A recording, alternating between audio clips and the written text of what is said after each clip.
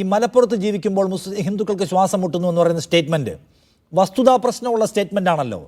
പിന്നെ കാന്തപുരം എല്ലാം സർക്കാർ കാന്തപുരത്തോട് ചോദിച്ചിട്ടാണ് ചെയ്യുന്നത് എന്ന് പറയുന്നത് വസ്തുതാ പ്രശ്നമുള്ള സ്റ്റേറ്റ്മെൻ്റ് ആണല്ലോ. കേവല വർഗീയത മാത്രമല്ല, അതിൽ വസ്തുതാ പ്രശ്നമുണ്ട്. അതെന്താണ് നിങ്ങൾ അതിനെ അഡ്രസ്സ് ചെയ്യാത്തത്? എന്താണ് ഈ പറയുന്ന വെള്ളാപ്പള്ളി നടേശൻ കേരളത്തിലെ ഏറ്റവും വലിയ സമുദായ സംഘടനയുടെ തലപ്പത്തിരിക്കുന്ന ആളാണ്. അദ്ദേഹം പറയുന്നതിനെ എടുക്കുന്ന ആളുകൾ ഉണ്ടാകുമല്ലോ, ഉറപ്പായിട്ടും ഉണ്ട് താനും.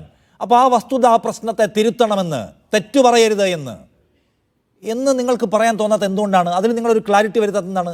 തുറന്നു കാണിക്കൽ പരിപാടികളില്ലാത്ത എന്തുകൊണ്ടാണ്? ഇവിടെ അല്ല, ഞാൻ പറഞ്ഞല്ലോ, ഇപ്പൊ ഈ കേരളത്തിൽ ജീവിക്കാൻ ഒരാൾക്കും ശ്വാസം മുട്ടില്ല. കൃത്യമായി അന്തസ്സോടെ ജനിച്ച നാട്ടിൽ ജീവിക്കാൻ ഉള്ള മൗലിക അവകാശം വിനിയോഗിക്കാൻ കഴിയുന്ന ഇന്ത്യയിലെ ഏക പ്രദേശമാണ് കേരളം.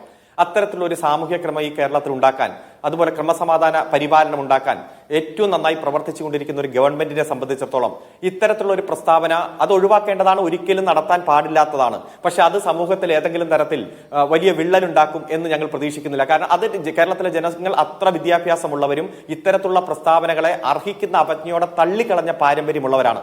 പിന്നെ ശ്രീ കാന്തപുരത്തിനെതിരായിട്ടുള്ള പ്രസ്താവനയെല്ലാം അദ്ദേഹം സമൂഹത്തിൽ നടത്തിക്കൊണ്ടിരിക്കുന്ന ഇടപെടലുകൾ എത്ര ശ്ലാഘനീയമാണ് എന്ന് നമുക്കറിയാം. ഇപ്പോൾ പാർട്ടിയുടെ സംസ്ഥാന സെക്രട്ടറി ഗോവിന്ദൻ മാഷ്, മുഖ്യമന്ത്രി അടക്കം നിമിഷപ്രേമിയുടെ മോചനവുമായി ബന്ധപ്പെട്ടുകൊണ്ട് അദ്ദേഹം നടത്തിയ ആ ഇടപെടലിനെ എത്ര നന്നായി തന്നെയാണ് ശ്ലാഘിച്ചിരിക്കുന്നത്, അഭിനന്ദിച്ചിരിക്കുന്നത്. അദ്ദേഹത്തിന്റെ അടുത്ത കാലത്തുള്ള ഓരോ ഇടപെടലിനെയും. അപ്പൊ നമ്മളെ സംബന്ധിച്ചിടത്തോളം ആരെങ്കിലും യഥാർത്ഥ വസ്തുത മറച്ചുവെച്ച് ഇത്തരത്തിൽ സമൂഹത്തിൽ വിള്ളലുണ്ടാക്കാൻ ശ്രമിച്ചാൽ അവരെ ഒറ്റപ്പെടുത്താനുള്ള നടപടികൾ സ്വീകരിച്ച് മുന്നോട്ട് പോകുക എന്നതാണ് ഓരോ കേരളീയന്റെയും ദൗത്യം. അത് കൃത്യമായി തന്നെ നിർവഹിക്കും. ഇവിടെ CPM-നെ സംബന്ധിച്ചിടത്തോളം ഇതിൽ തലോടലോ അല്ലെങ്കിൽ സോപ്പിടലോ അല്ലെങ്കിൽ അവരെ പ്രൊട്ടക്ട് ചെയ്യണ നിലപാടൊന്നും സ്വീകരിച്ചിട്ടില്ല. അതിശക്തമായിട്ട് തന്നെ പ്രതികരിച്ചിട്ടുണ്ട്.